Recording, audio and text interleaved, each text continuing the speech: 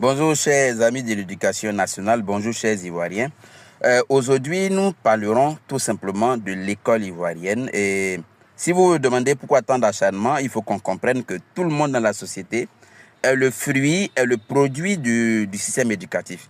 Le médecin qui vous soigne, l'enseignant qui vous enseigne, l'ingénieur qui fait votre maison, l'architecte qui fait vos ponts, ce sont des personnes qui sont issues du système éducatif. Le développement d'un pays commence par le développement de ses citoyens, par la connaissance de ses citoyens. Et c'est pour cela que nous disons que lorsqu'on veut aller au développement, il est important qu'on mette l'éducation au centre de nos débats. La Côte d'Ivoire, notre beau pays, a fait le choix de confier son éducation nationale au secteur privé. Mais ce choix-là a été fait par Houphouët-Boigny et en le faisant, il a écrit un certain nombre de documents pouvant garantir tout simplement la qualité de l'école ivoirienne. Malheureusement, ces documents ont été mis dans un tiroir et à la place, nous avons des pratiques qui, j'allais dire, ne garantissent pas la qualité de l'école ivoirienne. Alors, comment nous en sommes arrivés là? Dans un système éducatif où l'État ne contrôle plus, mais l'État devient parent d'élèves.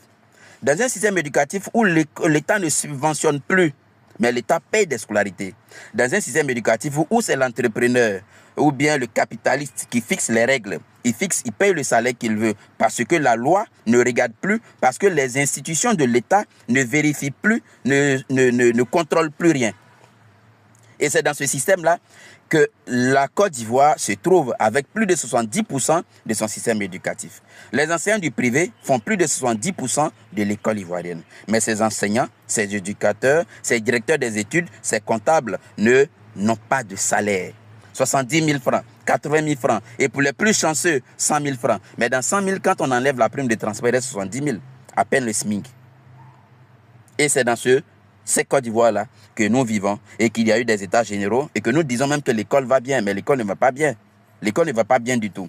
Et pour comprendre donc ce revirement de situation, pour comprendre donc cette situation, nous allons écouter un doyen parce que nous, personnellement, nous sommes des enseignants, mais nous avons pris le temps, depuis 1961 jusqu'en 2023, de parcourir décrets, de parcourir protocoles, de parcourir arrêtés ministériels, de parcourir tous les documents, sinon la quasi-totalité des documents relatifs, n'est-ce pas, à l'éducation nationale. Et croyez-nous, c'est du coq à l'âne. C'est-à-dire que chacun arrive, il prend un arrêté qui fait son affaire. Quand il s'en va, un autre arrive, il prend un arrêté. Mais dans tous ces arrêtés, l'enseignant n'a jamais dit son mot. L'acteur principal de l'enseignement n'a jamais eu son mot, n'a jamais été mis au cœur du débat. Comment comprenez-vous qu'en 2025, un enseignant de Côte d'Ivoire se retrouve avec le salaire de 1994? Comment comprenez-vous qu'en 2025, un enseignant n'est même pas déclaré à la CNPS? Aucune couverture sociale, il n'arrive même pas. Ou la maison, les 3 pièces coûtent 150 000, il est encore dans un salaire de 120 000, un salaire de 80 000. Ben, nous allons écouter, il n'y a pas plus fraîche que l'eau qui vient de la bouche du crapaud. Donc, Kamara Ouma, le secrétaire national du Cinéplaci, le plus vieux syndicat du secteur privé de l'éducation en Côte d'Ivoire, le premier syndicat, le plus vieux syndicat, le syndicat, j'allais dire, qui a vraiment été au cœur de tous les débats. Et nous allons l'écouter, nous allons tirer des leçons. Écoutons ensemble. Bonjour, chers camarades enseignants et enseignantes du privé laïque. Le Cinéplaci vous souhaite les vœux les meilleurs pour cette année 2025. Que ce soit pour vous, pour nous, une année de plein succès dans l'atteinte de nos objectifs. Et nos objectifs, tout le monde les connaît. C'est le retour au salaire décent du barème de 1982. Bien, il faut qu'on écoute bien, hein? Le retour au barème de salaire de 1982. C'est quoi le barème de salaire de 1982? Il faut que vous compreniez, il faut qu'on vous explique. Alors, quand le secteur privé de l'éducation a été créé, le père de la nation s'est dit, mais écoutez, Paul Akoto a dit, écoutez, voici des gens qui font le même travail que le public. Parce que si l'école privée n'avait pas existé, il aurait forcément fallu créer beaucoup de collèges, beaucoup de lycées, beaucoup d'écoles primaires. Maintenant que l'école privée existe et que les enseignants, ils ont les mêmes diplômes qu'on exige pour avoir l'autorisation d'enseigner, c'est les mêmes diplômes qu'on exige pour entrer à l'ENS. Le même programme éducatif, les mêmes progressions, on a les mêmes inspecteurs, on a les mêmes ministères. On forme les étudiants au même diplôme. Donc, il n'y a pas de raison pour que l'enseignant du public soit payé à 400 000 et que celui du privé soit payé à 80 000 francs. Il n'y a aucune raison. Et donc, dans le protocole de 82 dont il parle, il est question que l'enseignant du privé ait le salaire le plus proche possible de l'enseignant du public. Dans ce contexte-là, l'État de Côte d'Ivoire s'engage à subventionner l'équivalent de 80% du salaire de l'enseignant du public à son collègue du privé. Alors, clair, quand l'enseignant du public a 100 000 francs, l'État de Côte d'Ivoire paye sur ses caisses 80 000 francs à l'enseignant du privé. Quand au public, on a 200 000, on paie 160 000 francs à l'enseignant du privé, mais sur les caisses de l'État. C'est une subvention que l'État paye. Quand l'enseignant du public a 300 000 francs, l'enseignant du privé a 240 000. Quand l'enseignant du public a 400 000, l'enseignant du privé a 360 000, si je calcule bien. Donc voici ce que le protocole de 82 dit, et ce protocole a été signé par Léon Ormond, qui représentait les fondateurs en son temps, et Paul Lakoto Yao, qui représentait l'État de Côte d'Ivoire. Parce que l'État s'apprêtait à concéder, parce que l'État s'apprêtait à confier l'éducation nationale. Et comme l'État sait que c'est un secteur très important, voici les mesures. Et même dans ce protocole, il y a des points pour les parents d'élèves, il y a des points pour les enseignants, il y a des points pour les fondateurs, parce que selon le nombre d'élèves que tu reçois, l'État te paye aussi des subventions, à toi le fondateur, et ces subventions ne sont pas censées servir à payer tes enseignants. Donc comprenez qu'aujourd'hui, le problème qui arrive, c'est parce qu'on a dû laisser tomber le protocole de 82. Le parent d'élève dont l'enfant est affecté au privé n'avait plus à payer des frais de 100 000 francs, de 200 000 francs, parce que l'enfant qui est au privé devait avoir les mêmes droits que l'enfant qui est au public. Quand au public on paye 10 000, celui qui est au privé paye aussi 10 000, parce que c'est subventionné par l'État de Côte d'Ivoire. Voici ce que le père de la nation, voici ce qui a été pensé pour l'école privée en Côte d'Ivoire. Que s'est-il passé?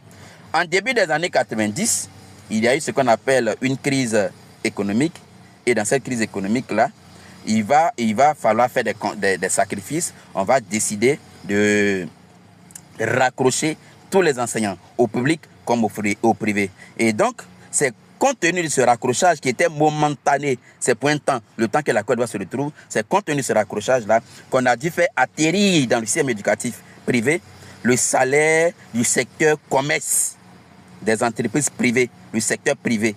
Parce que nous ne sommes pas un secteur privé. Le secteur privé, on va prendre le salaire du secteur commerce pour l'accommoder tout simplement au secteur d'éducation pendant le temps du raccrochage. C'est ainsi qu'on va se retrouver avec deux barèmes de salaire. L'un qui est le vrai barème, qui est le protocole de 82, et l'autre qui est le barème provisoire, qui est seulement pour la période du raccrochage, qu'on appelle la convention de 1994, qui en fait était la grille de 1992, qu'on devait appliquer 24% pour en faire la convention de 1994. 24% qui n'ont jamais été appliqués d'ailleurs. On continue. C'est la récupération de nos augmentations de salaire qui traînent depuis longtemps et la régulation de la situation des uns et des autres sur le terrain. Alors, pour cette année 2025, je peux vous assurer qu'ensemble, nous ferons le nécessaire pour que l'enseignant du privé laïque retrouve sa dignité. Ce n'est pas une chose difficile, c'est une chose qui est faisable. En réalité, ce que nous cherchons existe déjà. Mais des personnes ne veulent pas de l'application de ces éléments-là parce qu'à un moment de la vie, nous avons été bloqués par un certain nombre de situations qui leur ont permis d'engager beaucoup d'argent sur nous. Il est important d'expliquer cette partie. Il dit, ce que nous cherchons existe déjà.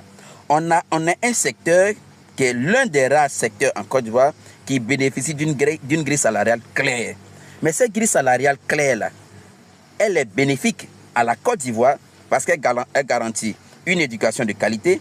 Elle est bénéfique aux acteurs de l'enseignement privé parce que ces derniers sont rémunérés directement par l'État de Côte d'Ivoire. Mais en le faisant ainsi, cela n'arrange pas une partie, un groupuscule d'individus. Parce que dès qu'on a arrêté la grille salariale, qu'on a fait venir la Convention de 94, c'était la débandade, c'était le désordre total. Personne ne respectait la Convention de 1992. Pourquoi? Parce que désormais, l'État prend l'argent et reverse à ses amis fondateurs. Ou bien, voilà, l'État prend l'argent et reverse aux fondateurs. Et les fondateurs, à leur tour, de payer les enseignants. Et chaque fondateur a fixé le prix qu'il veut. Et c'est dans ces contextes-là qu'en Côte d'Ivoire, investir au privé était devenu une mine d'or. Chacun voulait construire une école pour devenir riche, pour avoir la subvention ou bien la scolarité de l'État et devenir riche. Et dans ces conditions, comment est-ce qu'ils vont accepter de retourner à l'état initial? Parce que dans la situation irrégulière, ils ont créé leur business. Et dans ce business qu'ils ont créé, ils ne veulent pas s'en débarrasser.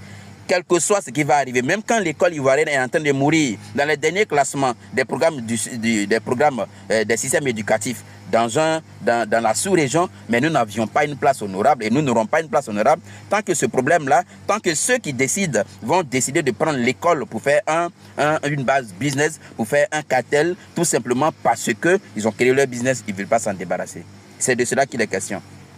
C'est de cela qu'il est question. Et donc, continuons avec le doyen. Et ils ne veulent pas mettre fin à cette illégalité financière. Ça leur profite. Il nous appartient à nous de mettre tout en œuvre pour que cela cesse. Après les différentes conciliations, à tous les niveaux, les conclusions sont claires et évidentes. Tout le monde finit par nous dire qu'il n'y a pas de solution que d'aller au choc. Effectivement, vous voyez, quand nous communiquons, c'est depuis plus de 30 ans que les enseignants du privé communiquent. Nous, depuis en 2022, des conférences de presse, même à ces conférences de presse, nous avons invité même la presse nationale. Je vous assure, il y a certaines presses qui ont osé nous dire que, attention, vous partez critiquer notre patron, dont nous, on ne vient pas. Vous voyez comment c'est grave. Mais est-ce qu'on va critiquer quelqu'un? On va tout simplement pour que notre système éducatif soit mis à un niveau qui permette un bon développement. Le développement, ce n'est pas dans la bouche. Le développement, ce n'est pas des publicités. Le développement, ce n'est pas de l'embellissement. Le développement, il est profond. Et le développement commence par l'homme. Le développement, ce n'est pas le sous-sol. Le développement, ce n'est pas les matières premières. Mais le développement, d'abord, c'est la matière grise. Le développement, c'est la connaissance. Mais nous avons tenu cette conférence de presse. Certaines presses, là, nous profitons, nous disons merci à l'AFTV, qui n'a pas pu être à la conférence de presse, mais après, nous a donné l'occasion de passer au Grand Talk pour exposer nos arguments. Et à cette émission, l'animateur a interpellé le ministère de l'Éducation nationale afin qu'une réponse soit donnée à notre requête, mais rien. À cette émission, on a même interpellé les fondateurs, mais rien. Ça veut dire qu'aujourd'hui, nous décrions, nous savons, nous parlons, mais rien ne se fait. Quand le doyen dit qu'on va à une grève sauvage, mais voilà. Et après, lorsqu'on va dire qu'on va à une grève, non, vous voulez déstabiliser le pays, mais on ne veut pas déstabiliser le pays. On parle, on dialogue, la communication, mais personne ne nous écoute. Ces enseignants qui meurent, personne n'écoute. L'année finie, oh, l'année s'est bien passée, on fait des examens. Ah oui, il y a eu tel nombre de fraudeurs, il y a eu 1400 fraudeurs, il y a eu... Mais ces fraudeurs-là, vous pensez qu'ils viennent d'où? Ce sont des gens que vous avez affamés, c'est des gens que dans leur salaire, là, vous avez bloqué et qui n'ont rien à manger. Qui n'ont rien à manger. C'est-à-dire une grève sérieuse pour régler le premier problème et deuxièmement saisir le tribunal du travail, l'inspection du travail, le tribunal du travail. Mais il faut que la justice se paye la face au travail pour mettre fin à cette injustice qui plane sur nous, qui nous fatigue jusqu'à ce jour. Alors, je dirais donc concernant le premier point, c'est le retour au barème de salaire de 1982 qui existe, qui est appliqué dans tout le privé confessionnel, qui est appliqué au privé laïque, mais par les anciens, et qui fait croire que cela n'existe pas. Le barème de 82 existe bel et bien. Moi-même en tant... Je voulais m'adresser à un certain nombre d'enseignants, à une certaine catégorie.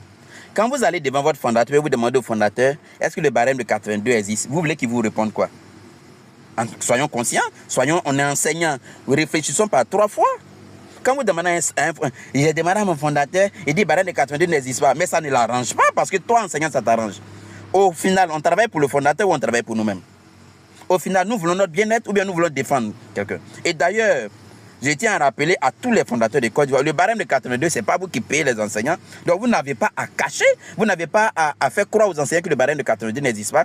Le barème de 82 libère tout le monde, libère les enseignants et vous libère, vous les fondateurs. Vous n'avez plus de charge de salaire sur vous. Le barème 82 dit que l'État nous paie les 80% du salaire de l'enseignant public. Les 20%, c'est vous qui devez payer. Et même si les 20%, vous les payez en retard, ben voilà, on peut patienter parce qu'on a déjà 80%. Mais on vous parle, vous déclarez la guerre à vos enseignants, vous les licenciez, tout simplement parce qu'ils réclament le protocole de 82. Mais non, c'est pour nous tous, c'est pour l'école ivoirienne. Un fondateur avec qui j'ai chanté qui dit, mais dans certains pays de la sous-région où il a été, c'est bien appliqué, oui, et les écoles vont bien, les fondateurs n'ont pas à se casser la tête, est-ce que la subvention est versée, est-ce que c'est pas versé, les enseignants vont rentrer en grève, ils vont bloquer les documents, ils n'ont pas ces problèmes-là. Ils n'ont pas ces problèmes. Enseignant, je n'ai vu que le barème de 82. Le barème de 94, je le connais à partir de ma position de syndicaliste, et le ciné placé qui a créé sur instruction des lois de notre pays, ce deuxième barème-là. Alors, aujourd'hui, la réalité est simple. Nous vivons une injustice que nous avons acceptée malgré nous-mêmes. Nous comprenons donc que le barème de 1994 est une arnaque.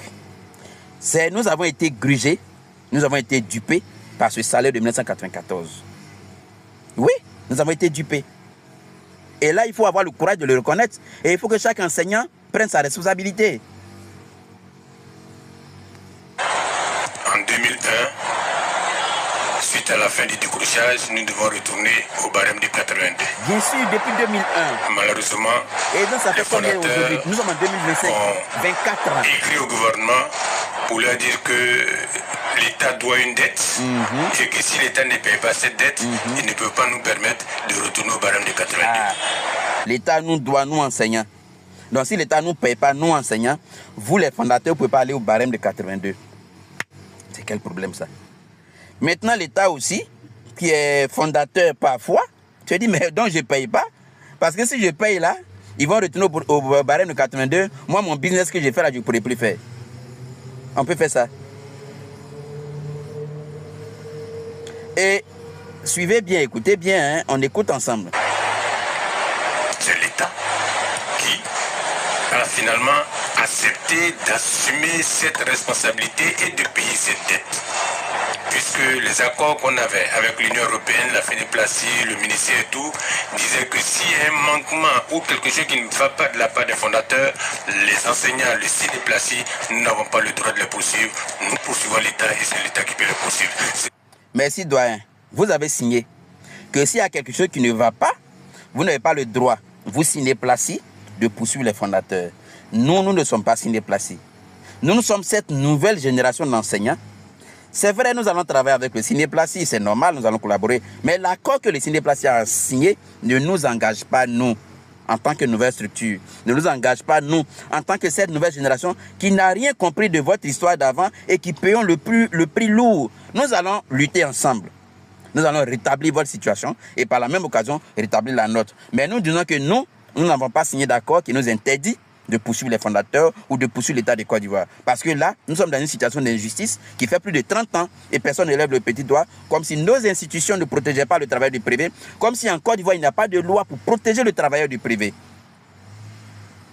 Merci pour l'information. Vous n'avez pas le droit, confiez-nous, nous avons le droit, nous n'avons pas signé. C'est là que nous sommes bloqués. Voilà. Ce n'est pas parce que nous n'avons pas les moyens de contraindre par d'autres formes d'activité. Mais nous avons accepté le principe et sur la spéciale d'évaluation qui a coûté près de 3 milliards, il ne reste aujourd'hui que 200 millions. Bon, on écoute, hein.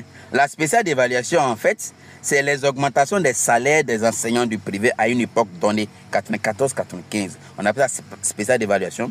Ils ont payé, ils ont décaissé, l'argent est logé là. Il faut retourner cet argent aux enseignants. Sur près de 3 milliards. 3 milliards, là, c'est 3 000 millions. 3 000 millions. 3 milliards. Et sur les 3 milliards, l'État a payé jusqu'il reste 200 millions. Sur 300, et sur 3 000, il reste 200 millions à payer. Mais vous-même voyez comment la situation est louche. C'est 200 millions que l'État de Côte d'Ivoire n'a pas payé pour que l'école retourne dans sa normalité. Mais non. Sauf si Ceux qui doivent payer ces 200 millions ont aussi du business dans l'école. Et s'ils payent ces 200 millions, que l'école retourne à son normalité, leur business prend fin et l'école ivoirienne se réveille. Les enseignants du privé sont bien payés, ils vont travailler correctement et notre école, notre image, nous allons prendre une place importante dans le classement des systèmes éducatifs. Et c'est ce qu'ils ne veulent pas. 200 millions. Sur près de 3 milliards, vous avez tout payé, il reste 200 millions. Vous ne voulez pas payer pour que nous, on retourne dans la situation initiale. Ah, d'accord. À payer par l'État pour que nous retrouvons notre dignité. Ce n'est pas maintenant qu'on va nous dire encore que non, c'est pas normal ce qui s'est passé. C'est pas normal, ça a été accepté par les uns et les autres. Finissons-en pour que les enseignants du privé retrouvent leur dignité. Et sur cette base-là, si nous n'avons pas d'écho favorable dans ces temps-là, nous serons obligés de nous amener à une grève vraiment sauvage une bonne fois pour toutes, où on meurt ou on gagne comme on. Et là, je lance un appel à tous les enseignants du privé. Toujours, vous ne semblez pas être concernés. Tu es permanent, on te paye 100 000, tu penses que c'est l'argent. Tu es quelque part, c'est l'école de ton cousin, tu penses que c'est pour toi. Tu es le bon petit de fondateur, tu penses que c'est pour toi. Tu n'as pas de diplôme, on t'a mis là, tu penses que c'est pour l'éternité. Il faudrait qu'on se serre les coudes parce que chacun va gagner. Chacun va gagner et c'est la Côte d'Ivoire qui gagnera. Le deuxième point, c'est la mise à jour. Vous savez que, contrairement à la loi, l'enseignement privé est le seul secteur d'activité en Côte d'Ivoire qui a lui seul 2 barèmes de salaire en Côte d'Ivoire. Le seul. Au vu aussi de tout le monde. Et pourtant, les lois l'interdisent. Et donc, les discussions, les conciliations n'ont pas abouti. Il faut nécessairement aller devant un juge pour trancher cette situation-là. Alors, et je vous assure je ne dirais pas que nous avons 2 barèmes de salaire, nous avons un seul barème de salaire. L'autre, ce n'est pas un barème de salaire. Ce n'est pas un barème de salaire. La Convention de 1994, c'était un outil. Qu'à un moment donné, des gens avaient besoin de s'enrichir sur le dos de l'éducation nationale. Moi, je n'arrive pas à comprendre comment dans un pays, quand il faut attaquer des travailleurs, quand il faut perturber des travailleurs, c'est l'enseignant. L'enseignant, là, si la Côte d'Ivoire était un arbre, l'enseignant serait comparable aux racines. C'est donc l'enseignant qui nourrit. Quand on a un ministre de l'économie et des finances, quand on a un président de la République, quand on a un préfet qui raisonne, qui fait des théories, mais le A, là, il a appris où à l'école? Quand il sait que la Côte d'Ivoire, il y a le nord, il y a le sud, il a appris où à l'école? Quand il sait qu'il y a tel système médical, il a appris aussi à l'école. Mais pourquoi, quand chacun s'élève dans la société, c'est à l'enseignant qu'il faut faire du mal? Pourquoi? Pourquoi c'est sur l'enseignant qu'il faut taper tout le temps? Pourquoi? On n'a pas 2 barèmes de salaire, on a un seul barème, le protocole de 1982. Donc, l'ANA qui a été introduit dans notre secteur en 1992 ou 1994, là, nous n'appelons pas ça un barème de salaire. Bon, doyen, allons-y. On vous écoute. Pour d'avoir essayé, nous l'avons fait à plusieurs reprises. Mais les conciliations sont bloquées au ministère de l'Emploi. Nous allons le faire cette fois-ci. Et je pense que tout le monde a compris au niveau des inspections du travail que la seule solution de régler ce litige-là, c'est le tribunal du travail. Et je pense que cette fois-ci, nous aurons gain de cause. Alors, camarades, il y a aussi le problème de votre responsabilité. Vous nous donnez l'impression que vous n'êtes pas concerné par ces problèmes, que c'est le problème de quelqu'un d'autre, et vous devenez juge de vous-même votre problème. Critiquez les syndicats, les Cinéplaces, ça fait ceci, ça fait 30 ans cela et tout cela. Non, c'est votre problème. Bon, là, ça fait 30 ans, le Cinéplacie qui a signé la convention de 1994, ça fait 30 ans effectivement. Le Cinéplacie était amorphe, le Cinéplacie ne réagissait pas.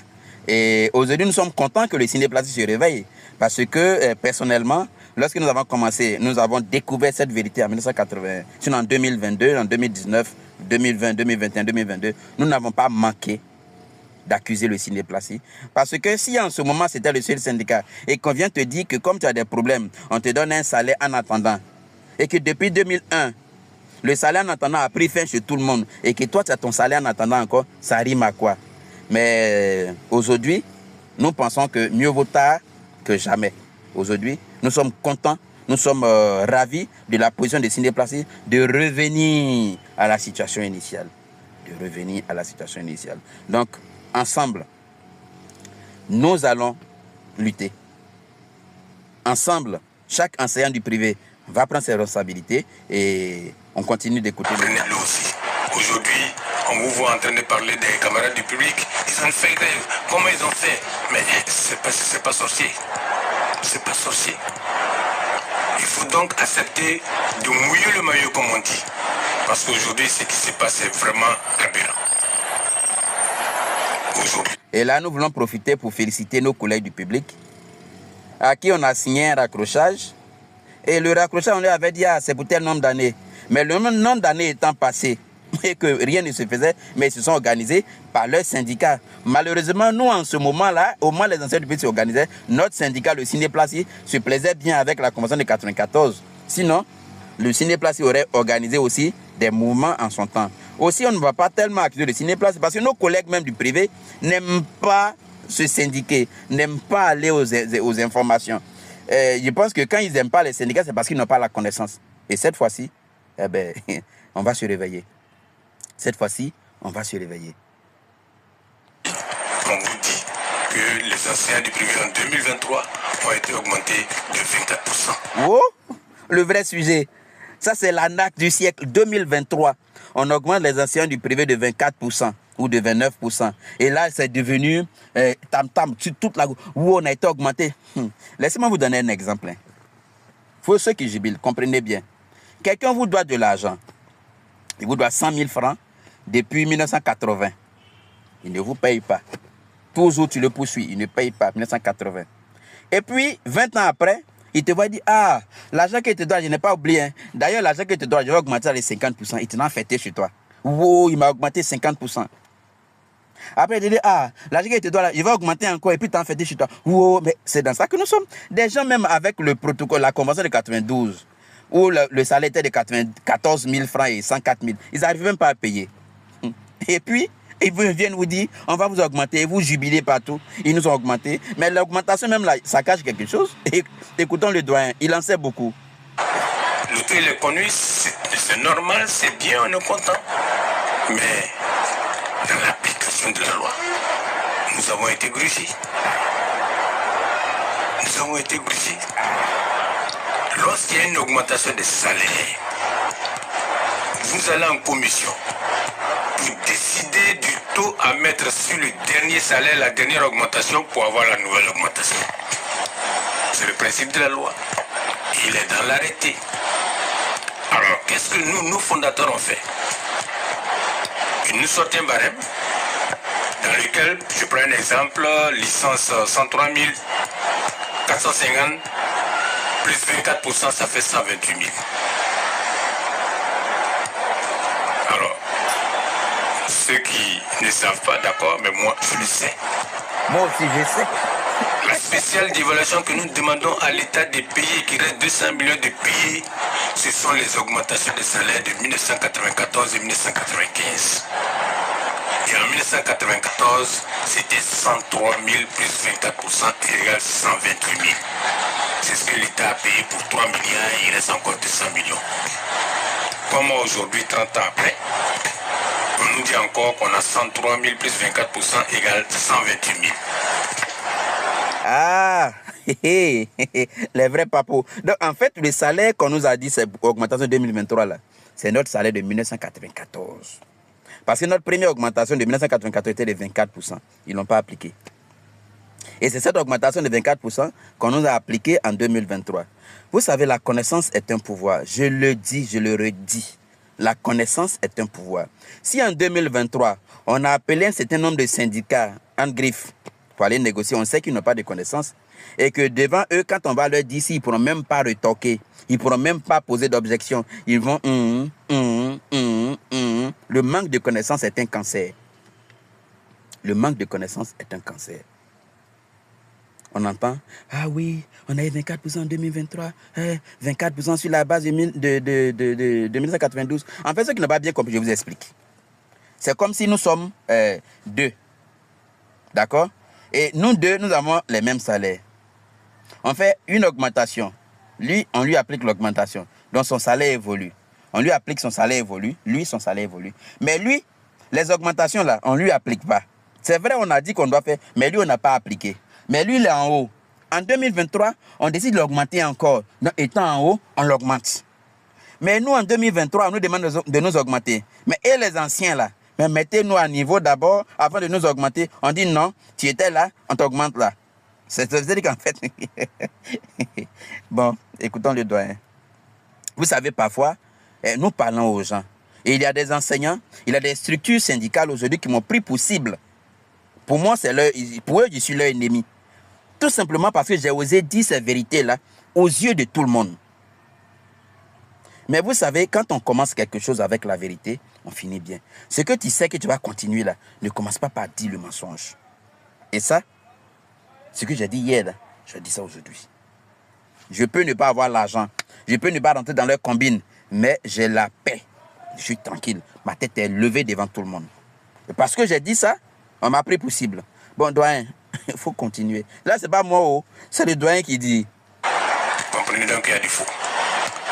Et donc le barème qui vous présente est faux. Et du faux. Parce qu'à droite dans le barème, il faut avoir le barème de salaire de la dernière augmentation, c'est-à-dire 2015.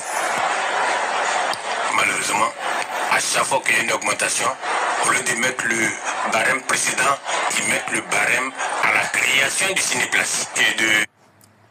Ceux qui ont l'arrêté de 2023, prenez et puis lisez. Toutes les entreprises qui sont dedans, puisqu'on veut nous mettre dans l'entreprise du privé, on dit qu'en 2023, on a créé un nouveau secteur. Eh, quelle arnaque encore. Sur l'arrêté, lisez, hein. Lisez l'arrêté, le commentaire. Qu'en 2023, on a créé un nouveau secteur, le secteur enseignement privé laïque. Ils ont créé 3 même ce jour-là. Enseignement privé laïque, enseignement privé confessionnel. Yeah. Donc l'école qui existe encore depuis 1960, c'est en 2023 qu'on crée notre secteur. Donc tous ceux qu'on a formés, puis ils ont eu bac, ils ont eu diplôme, ils ont eu BPC, ils ont entré en 6e, ils sont partis là. Et c'est faux diplôme. On va les appeler, on va arracher leur diplôme. Parce qu'en ce moment, on n'existait pas. Oh. Doyen, on y va. Du barème de 1994. Ce qui fait qu'on va toujours tourner autour du même salaire, on n'a pas d'augmentation de salaire. Donc camarades, les 128 000 qui sont proposés là, le barème de salaire de 2023 ne sont rien d'autre que ce que vous avez déjà dans le barème du 1er février 1994. Repeat again. D'après le professeur d'anglais. Repeat again. Le salaire que vous prenez pour jubiler par tout salaire 2023, là, c'est le salaire de 1994. Vous savez, en 1994, un sac de riz coûtait combien? Comparé au prix de maintenant. Vous savez, en 1994, une maison, 2 chambres, salon coûtait combien? Comparé au prix de maintenant. Vous savez, en 1994, le transport coûtait combien? Comparé au prix de maintenant. Vous voulez tuer les anciens du privé ou bien quoi? Parce que vous allez vous asseoir pour penser à votre ventre. Vous annulez toutes les augmentations. Mais en annulant, ce n'est pas grave. Mais quand vous fixez un salaire d'un enseignant du privé à 130 000 francs en 2025, même à l'intérieur du pays, un enseignant là, une femme, des enfants, un enseignant, il travaille, il prépare cours à la maison, il peut courir copie avant d'aller au cours. Quand il est au cours, il travaille. Quand il finit le cours, il vient à la maison, il travaille. Mais il lui faut un cadre quand même. Il lui faut de la tranquillité. Un enseignant qui n'arrive même pas à se payer le transport, qui n'arrive même pas à payer sa maison. Tout simplement parce que vous allez vous asseoir pour vous asseoir sur le salaire des gens. Qu'on a augmentation de 23% en 2023. Oh. L'histoire là, c'est important. Hein? L'histoire, c'est important. Quand on ne connaît pas l'histoire, on devient ridicule. Ce n'est pas pour rien que l'histoire existe. Renseignez-vous. Et même vous, les syndicats qui êtes partis signer en 2023. Mais est-ce que je ne vous ai pas donné le document de 1982? Est-ce que je ne vous ai pas dit, je ne vous ai pas rassemblé ce jour-là à Saint-Jean pour dire, voici arrivé là-bas, voici le document de 1982. Mais non, Yobou il est fou. Il parle de 82, Yobou il est fou parce qu'ils ont leur plan derrière la tête. On y va. Donc, en clair, depuis la spéciale d'évaluation 1994-1995, les enseignants du privé n'ont bénéficié d'aucune augmentation des salaires. Il ne faut pas qu'on nous mente, il ne faut pas qu'on nous blague, il ne faut pas qu'on raconte autre chose. Et c'est donc à nous aujourd'hui de réclamer notre salaire. Il s'agit pour nous. Nous l'avons déjà fait à l'inspection du travail. Nous l'avons déjà fait dans toutes les commissions. Demandons au patronat comment se fait-il que 30 ans après, on a le même salaire. Ils n'ont pas pu répondre ça aujourd'hui. Mais ils ne font que fuir les débats. Mais pourquoi ils ne répondent pas au doyen Camara? Parce que le doyen Camara, c'est un sachant. Je profite de cette vidéo pour saluer le doyen Akafouk Balé. Le doyen Akafouk Balé. Celui dont le grand-père a été à l'origine de la révolte des abbés, le grand guerrier des abbés. Merci beaucoup, papa. Merci pour tout ce que tu as fait. Nous rappelons que le Akafouk Balé était en son temps le secrétaire général adjoint du Cinéplacie, membre fondateur du Cinéplacie. Et c'était donc à la question de la signature de la convention de 1994 que ce doyen s'est retiré tranquillement parce qu'il ne voulait pas être témoin de cette forfaiture. Il en parlait, ne signez pas, ne faites pas, c'est de l'arnaque, personne ne l'a écouté. Mais le vieux, il a préféré se retirer tranquillement. Aujourd'hui, il va bien, il est en vie, il est tranquille, il témoigne. Nous avons l'une de ses vidéos sur nos pages, vous fouillez sur notre page, et oui, il dit clairement. Mais c'est encore important d'avoir le témoignage d'un autre doyen. On va confronter les deux et nous voyons que la vérité sort dedans. Il y a Dieu dedans, il y a Dieu dedans. La Côte d'Ivoire est un pays béni. Quand on dit béni, là, c'est tout ça là qui est dedans. Parce que c'est l'éducation de la Côte d'Ivoire qui était morte. N'oublions pas, il y a une parole qui dit, une pensée, je ne sais pas qui dit, quand on veut détruire un pays, ce n'est pas la peine de lui faire la guerre. Non, il faut détruire son système éducatif. Et depuis plus de 30 ans, notre système éducatif est détruit. Et on dit que quand tu détruis son système éducatif, il faut attendre tranquillement. 10 ans après, tu auras des travailleurs corrompus. Tu auras des ingénieurs qui n'ont pas le niveau, qui vont faire des ponts qui vont s'écrouler. Tu auras des médecins qui vont tuer des gens. On comprend pourquoi certaines personnes aujourd'hui, quand ils ont l'argent, ils ne soignent pas en Côte d'Ivoire. On comprend pourquoi certaines personnes aujourd'hui, quand ils ont l'argent, ils n'envoient pas leurs enfants dans les écoles ivoiriennes. On comprend pourquoi certaines personnes aujourd'hui, quand il y a des travaux à faire, ils prennent des ingénieurs d'ailleurs, les Chinois, les Français, les machins. Mais nos mêmes professeurs d'université qui nous enseignent ici, ils vont enseigner aux États-Unis, ils vont enseigner en Chine. Et eux, ils deviennent plus forts que nous. C'est quoi? Il faut qu'on pense à la Côte d'Ivoire. Il faut qu'on pense à la Côte d'Ivoire. C'est notre héritage. Nous allons léguer à nos enfants. Ne soyons pas surpris. Grâce à la connaissance, un seul Européen peut arriver en Afrique, il va coloniser toute l'Afrique grâce à la connaissance. Quand on est colonisé là, quand on ne peut rien là, c'est parce que nous n'avons pas de connaissances. Et les systèmes éducatifs qui gagnent, qui sont partout dans le monde entier, pourquoi ne pas les prendre? Les principes d'Abidjan. Les principes d'Abidjan. Bon, c'est un autre débat, les principes d'Abidjan. Pendant ce temps, ils balancent les barèmes et tout le monde l'applique comme si c'était la réalité. Donc aujourd'hui, nous allons faire ce que nous avons fait en 2005. En 2005, à la spéciale d'évaluation, les barèmes qui étaient sortis, l'argent qui est sorti en fonction de ces augmentations de 24%, le patronat a fait un autre document pour dire de payer moins que cela. Le secrétaire général alors, le camarade Kofi Yeboah, a saisi la police économique qui a fait une enquête et qui a montré que c'est du faux qu'ils ont fait et nous ont volé de l'argent.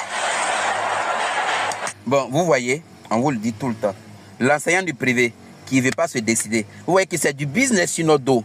Pendant ce temps, nous, on souffre. 2005, spécial d'évaluation, des milliards, de ceci, police économique, on a saisi. Qu'est-ce qu'on attend pour se réveiller? Qu'est-ce qu'on attend pour prendre le taureau par les cornes? Qu'est-ce qu'on attend? Finalement, le dossier allé sur le procureur, de conciliation en conciliation, on a été obligé de reculer. Mais voilà qu'ils font pire. Et nous allons retourner aux mêmes endroits, nous allons ressortir sur ces dossiers. Il faut que cette année scolaire, on retrouve notre salaire réel.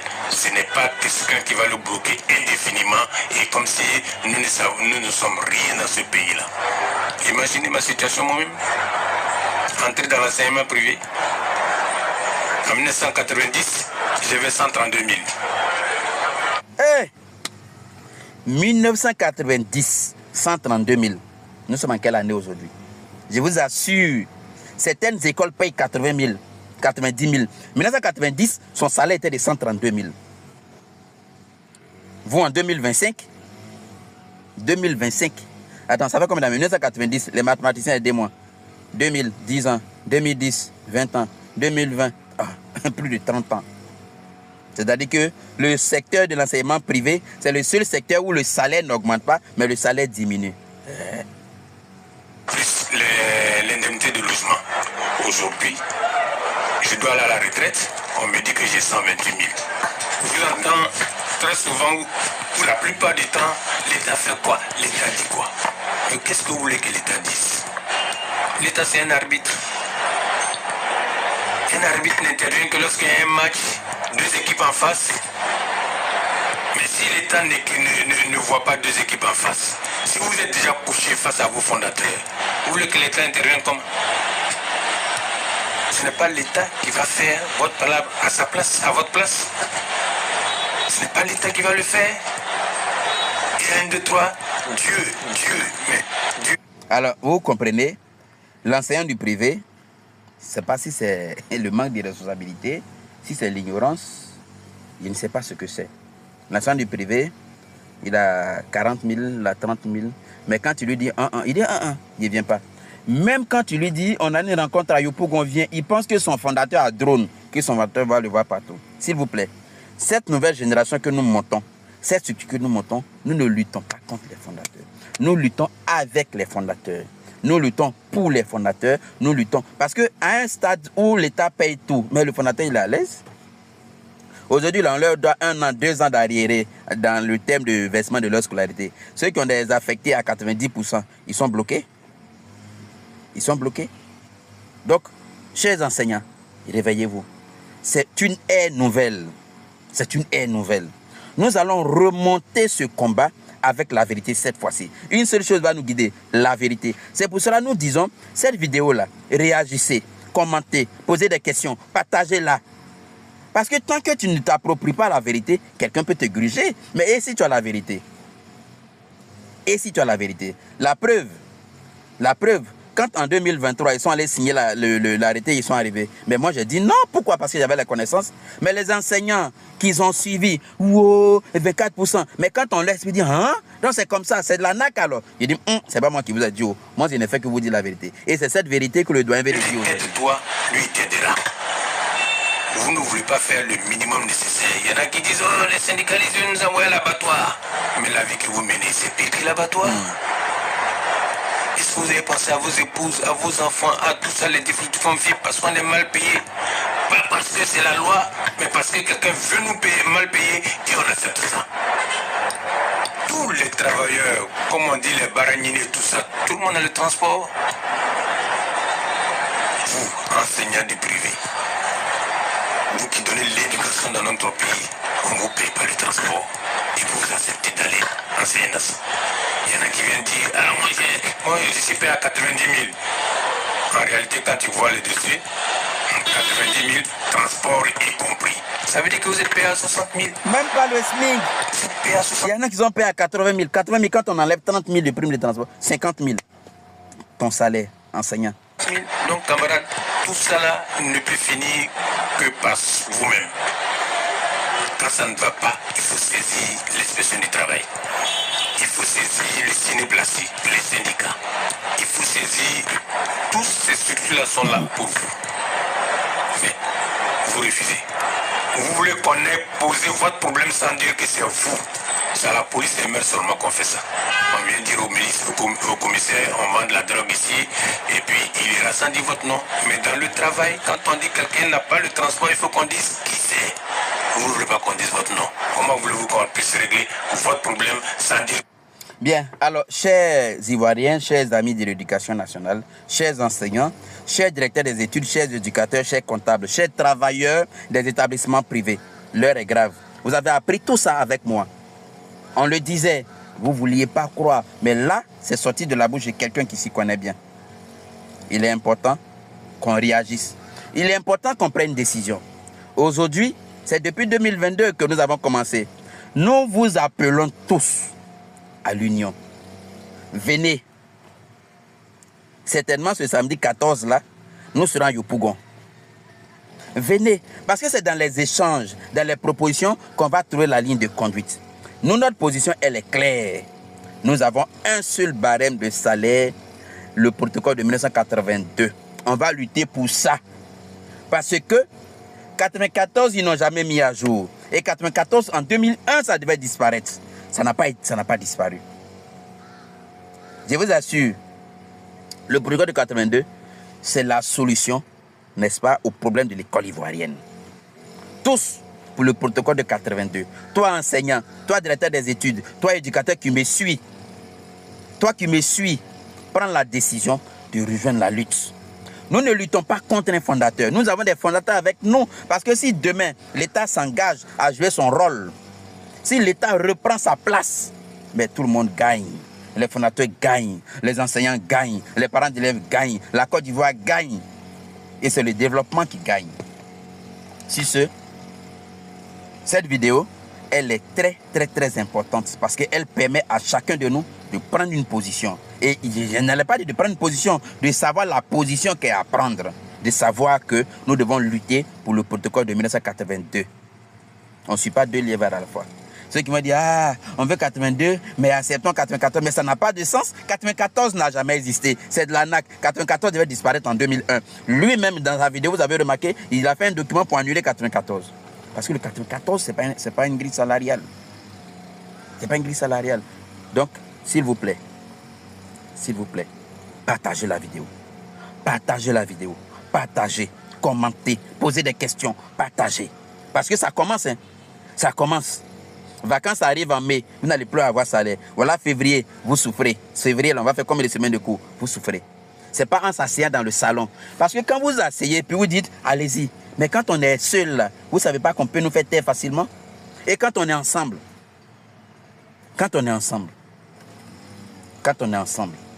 Donc, nous lançons cet appel-là. Et le protocole de 82, ceux qui veulent l'avoir, écrivez par WhatsApp 07 08 52 02 33. Le protocole de 82. 07 08 52 02 33. Et très bientôt, grâce à votre mobilisation, parce que nous savons que nous pouvons compter sur vous. Désormais, il n'y a plus de voile. Désormais, tout est su. On sait tout maintenant. On sait tout.